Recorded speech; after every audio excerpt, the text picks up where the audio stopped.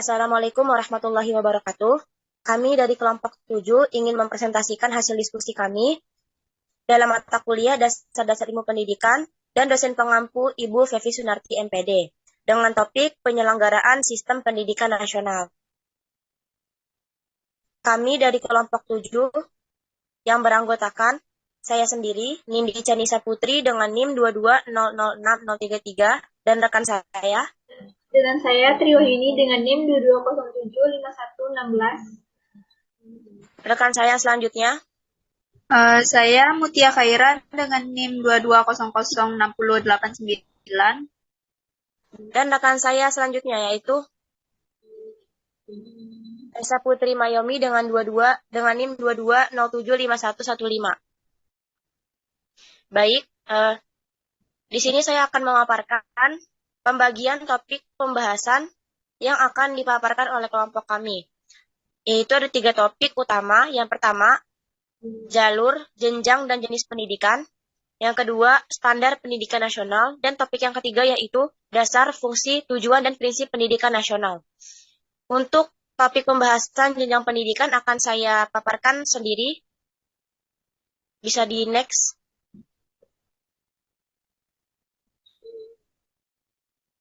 Jenjang pendidikan. Menurut Undang-Undang Nomor 20 Tahun 2003 Pasal 1 Ayat 8, sistem pendidikan Indonesia memiliki tingkatan yang disesuaikan dengan level perkembangan peserta didik, kemampuan yang ditingkatkan, dan tujuan yang hendak diraih. Berdasarkan peraturan hukum tersebut, lembaga pendidikan di Indonesia dibagi menjadi 3 jenjang, yakni pertama, pendidikan dasar. Jenjang yang menjadi basis untuk meneruskan ke pendidikan menengah. Pendidikan dasar bisa berbentuk sekolah dasar atau SD dan madrasah ibtidaiyah atau MI. Adapun jenjang yang setara dalam bentuk lain misalnya madrasah sanawiyah atau MTS dan sekolah menengah pertama atau SMP. Selanjutnya, menurut Kemendikbud nomor 0186-P-1984 dalam Ihsan 2013 halaman 22, pendidikan dasar adalah pendidikan yang memberikan pengetahuan dan keterampilan, menumbuhkan sikap dasar yang diperlukan dalam masyarakat, serta mempersiapkan peserta didik untuk mengikuti pendidikan menengah. Pendidikan dasar pada prinsipnya merupakan pendidikan yang memberikan bekal dasar bagi perkembangan kehidupan, baik untuk pribadi maupun untuk masyarakat. Karena itu, bagi setiap warga negara harus disediakan kesempatan untuk memperoleh pendidikan dasar. Pendidikan ini dapat berupa pendidikan sekolah ataupun pendidikan luar sekolah, yang dapat merupakan pendidikan biasa atau pendidikan luar biasa. Dalam hal ini artinya pendidikan dasar itu dipersiapkan untuk memberikan pengetahuan dan keterampilan kepada peserta didik, serta mempersiapkan peserta didik untuk mengikuti pendidikan menengah. Nah, pendidikan dasar ini pada prinsipnya merupakan pendidikan yang memberikan bekal dasar. Bisa dalam konteks pendidikan biasa atau pendidikan luar biasa. Selanjutnya, poin kedua yaitu jenjang pendidikan menengah. Jenjang pendidikan menengah adalah jenjang lanjutan dari pendidikan dasar yang terbagi atas pendidikan umum dan kejuruan. Nah, terbagi menjadi 2 dalam pendidikan menengah nih, ada pendidikan umum dan pendidikan kejuruan. Contoh bentuk dari pendidikan menengah antara lain madrasah aliyah atau MA, madrasah aliyah kejuruan atau MAK, sekolah menengah kejuruan atau SMK, dan sekolah menengah atas atau SMA. Pendidikan menengah merupakan lanjutan pendidikan dasar. Jadi setelah kita melewati pendidikan dasar, tahap selanjutnya kita memasuki jenjang pendidikan menengah. Pendidikan menengah terdiri atas pendidikan menengah umum dan pendidikan menengah kejuruan. Kalau pendidikan menengah umum itu konteksnya sekolah menengah atas, yaitu SMA. Sedangkan untuk sekolah menengah kejuruan itu masuk ke kategori SMK, yang dipersiapkan untuk membuka lapangan pekerjaan nantinya. Pendidikan menengah berbentuk sekolah menengah atas SMA, madrasah aliyah atau MA, sekolah menengah kejuruan atau SMK, dan madrasah aliyah kejuruan atau MAK, atau bentuk lain yang sederajat. Menurut Hafid dan lain-lain tahun 2014 halaman 184. Jenjang selanjutnya setelah kita melewati jenjang sekolah menengah, tentunya kita harus melewati jenjang pendidikan yaitu pendidikan tinggi. Jenjang pendidikan tinggi merupakan jenjang pendidikan yang diselenggarakan oleh perguruan tinggi dan mencakup beberapa program pendidikan. Sebut saja diploma, sarjana, magister, doktor, dan spesialis. Pendidikan tinggi merupakan jenjang pendidikan setelah pendidikan menengah yang mencakup program pendidikan diploma, sarjana, magister, spesialis, dan doktor yang diselenggarakan oleh pendidikan tinggi. Pendidikan tinggi diselenggarakan dengan sistem terbuka. Perguruan tinggi dapat berbentuk akademi, politeknik, sekolah tinggi, institut, atau universitas. Perguruan tinggi berkewajiban menyelenggarakan pendidikan, penelitian, dan pengabdian kepada masyarakat. Perguruan tinggi dapat menyelenggarakan program akademik, profesi, dan atau vokasi menurut Hafid tahun 2014 halaman 184. Nah, dalam konteks pendidikan tinggi ini, itu pendidikannya lebih kompleks daripada pendidikan dasar maupun pendidikan menengah. Menurut Kemendikbud tahun nomor 0186-P-1984 dalam ISAN pendidikan tinggi adalah pendidikan yang mempersiapkan peserta didik untuk menjadi anggota masyarakat yang memiliki tingkat kemampuan tinggi yang bersifat akademik dan atau profesional, sehingga dapat menerapkan, mengembangkan, dan menciptakan ilmu pengetahuan, teknologi, dan seni dalam rangka pembangunan nasional dan meningkatkan kesejahteraan umum.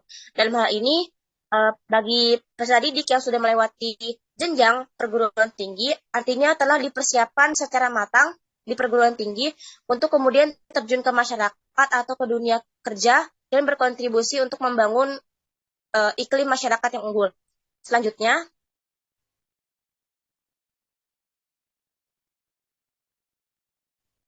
selain ada jenjang pendidikan, tentunya kita juga harus mengetahui apa saja jalur pendidikan yang dapat ditempuh oleh calon peserta didik.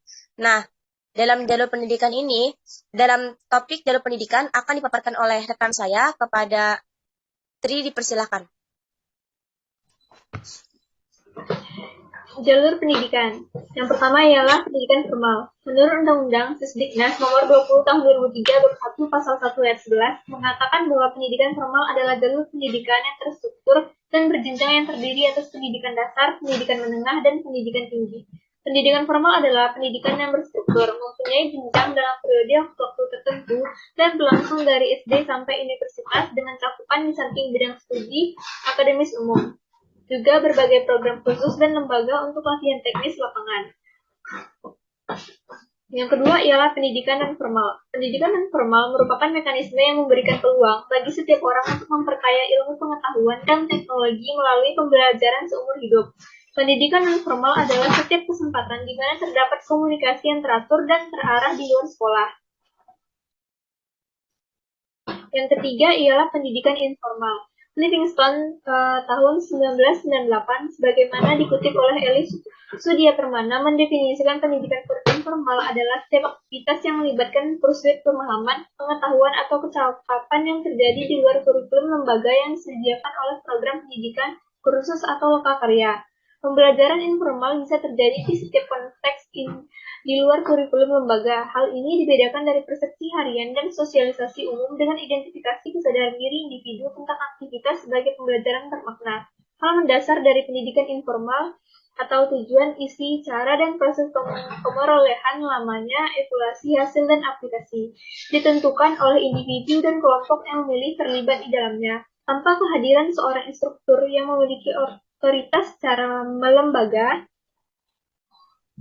Baik, untuk materi selanjutnya yaitu standar pendidikan nasional yang akan dipaparkan oleh rekan saya, Tessa. Kepada Tessa dipersilakan.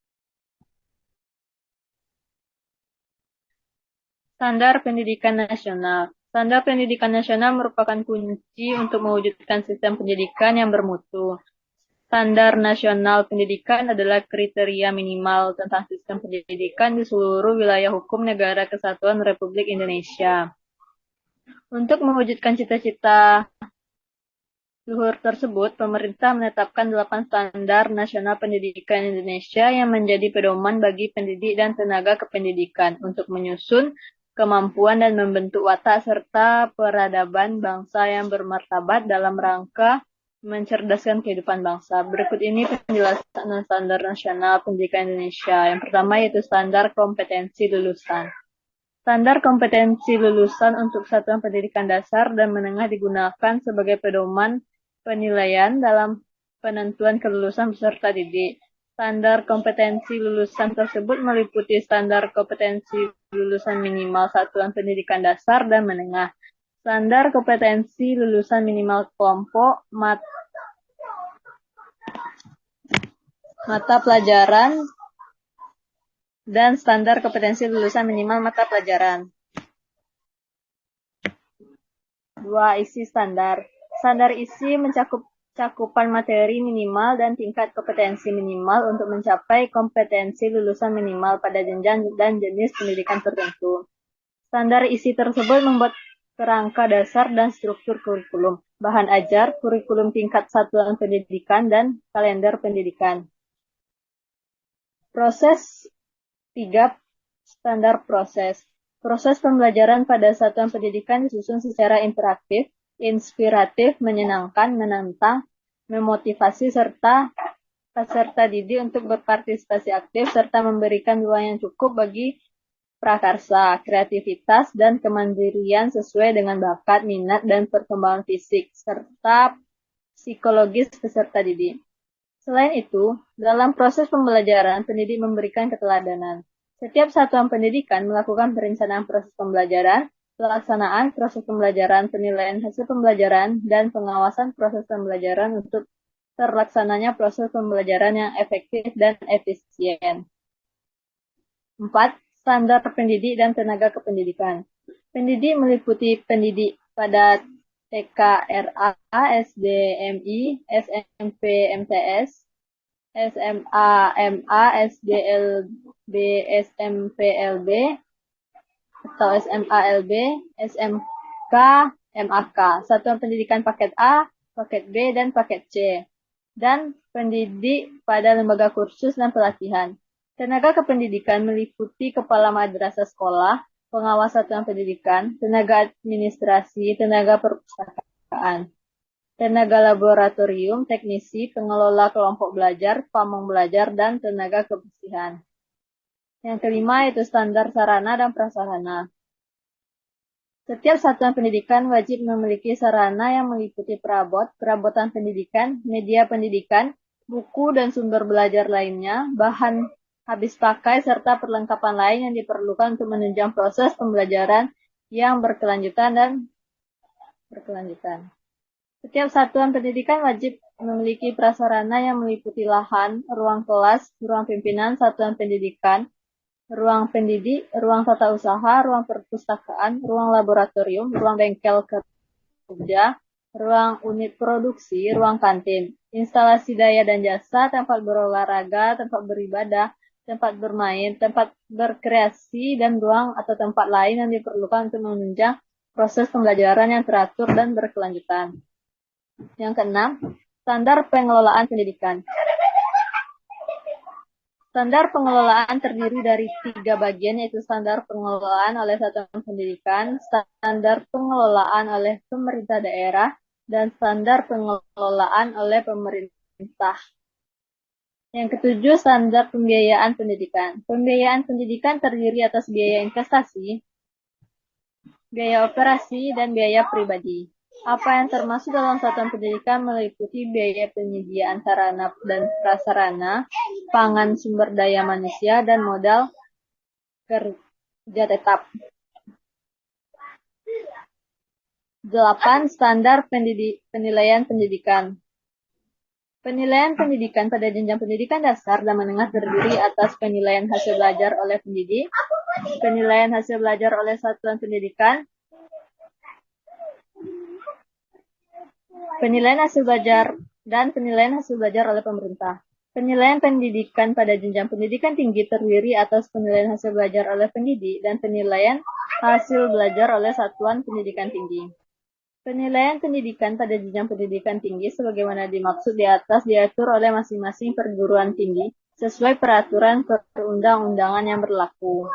Baik, untuk materi dasar pendidikan nasional akan dipaparkan oleh rekan saya, Mutia Khaira. Kepada Mutia Khaira dipersilakan. Baik, selanjutnya saya akan menjelaskan materi terkait dengan dasar pendidikan nasional. Yang pertama, dasar konstitusional pendidikan nasional adalah Undang-Undang Dasar 1945. Undang-Undang Dasar 1945 adalah dasar negara Republik Indonesia sebagai sumber hukum, dan oleh karenanya Undang-Undang Dasar 1945 juga menjadi sumber hukum bagi segala aktivitas bagi warga negaranya, terutama di bidang pendidikan. Karena Undang-Undang Dasar 1945 sebagai sumber hukum maka sumber-sumber hukum lainnya tidak boleh bertentangan dengan Undang-Undang Dasar 1945. Sebagaimana yang tercantum dalam Undang-Undang Dasar 1945 bab 8 pasal 31 ayat 1 dan 2. Yang pertama, tiap-tiap warga negara berhak mendapat pengajaran. Yang kedua, pemerintah mengusahakan dan menyelenggarakan suatu sistem pengajaran nasional yang diatur dengan undang-undang, yaitu UU PP nomor 4 tahun 1950 dan UU PP nomor 2 tahun 1954. Selanjutnya, pada penjelasan dinyatakan bahwa ayat 1 pasal 29 menyatakan kepercayaan bangsa Indonesia terhadap Tuhan Yang Maha Esa. Selanjutnya fungsi. Yang pertama, mengembangkan kemampuan. Sistem pendidikan memiliki fungsi untuk mengembangkan kemampuan diri. Setiap manusia yang mempunyai kemampuan menjadikannya unggul di antara manusia lain. Berkat adanya kemampuan yang ditempa dengan baik, manusia bisa lebih termotivasi untuk mencapai tujuan hidup. Selain itu, keahlian akan membuka kesempatan lebih lebar di berbagai bidang. Ketika manusia dihadapkan dengan masalah, kemampuan akan membantu mereka dalam melewati rintangan tersebut. Hal ini termasuk ketika terjadi perubahan yang tak terduga. Manusia yang mempunyai kemampuan dan bisa memanfaatkan secara tepat cenderung mampu menghadapi perubahan dengan baik. Pada akhirnya, manusia juga memerlukan karakter untuk menjalani hidup. Karakter tidak hanya mempengaruhi diri sendiri, tetapi juga berdampak pada lingkungan di sekitarnya. Sistem pendidikan berfungsi membentuk karakter manusia ke arah yang lebih baik. Dengan memiliki karakter yang positif, manusia bisa menjadi lebih siap dalam memanfaatkan peluang dan menghadapi rintangan. Selain itu, moral dan mental yang dibentuk dengan sistem pendidikan yang tepat juga berguna dalam pengambilan keputusan atau tanggung jawab. Berikutnya, pembentukan karakter yang kuat mampu membantu membangun generasi yang berintegritas. Baik, terima kasih kepada rekan saya yang telah memaparkan materi. Kemudian materi tujuan akan dipaparkan oleh rekan saya, Mutiara Afidoni. Kepada Mutiara Afidoni dipersilakan. Baik, terima kasih kepada moderator. Di sini saya akan memaparkan materi tentang tujuan. Berikut ini dikemukakan tujuan-tujuan pendidikan di Indonesia. Rumusan menurut SK Menteri Pendidikan, Pengajaran dan Kebudayaan nomor 104 atau BHG tanggal 1 Maret 1946. Tujuan pendidikan adalah untuk menanamkan jiwa patriotisme.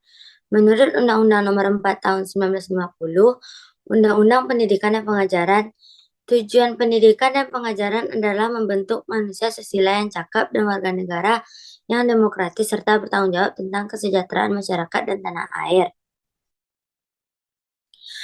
Menurut penetapan Presiden nomor 19 tahun 1965, tujuan pendidikan nasional adalah melahirkan warga negara sosialis Indonesia yang susila yang bertanggung jawab atas terselenggaranya masyarakat sosialis Indonesia adil dan makmur baik spiritual maupun material dan berjiwa Pancasila.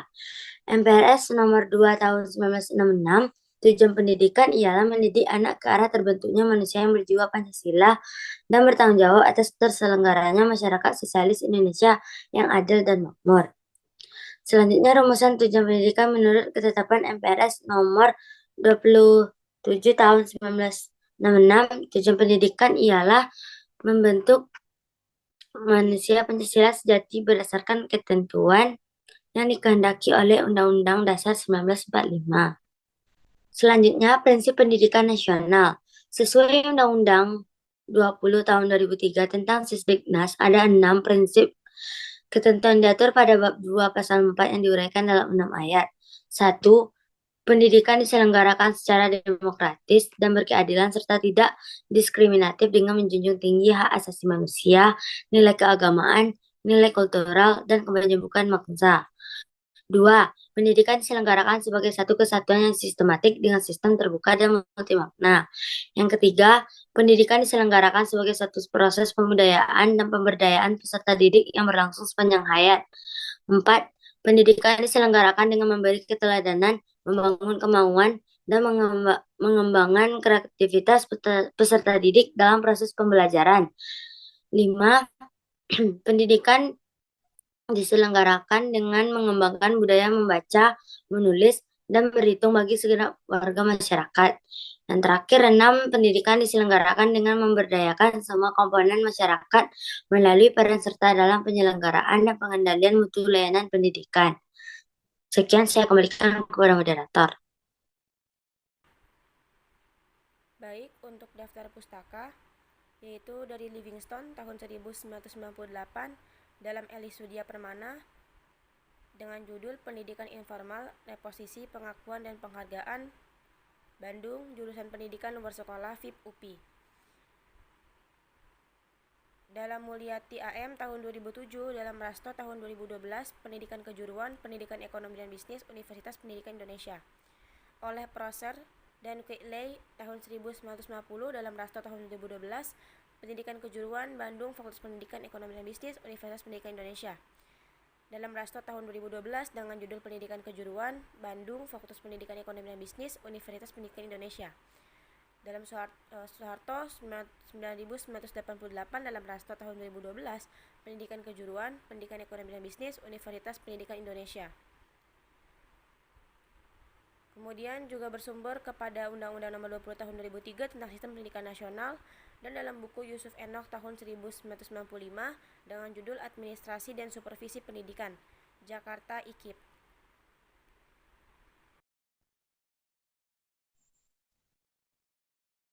Baik, sekian pemaparan dari kelompok kami.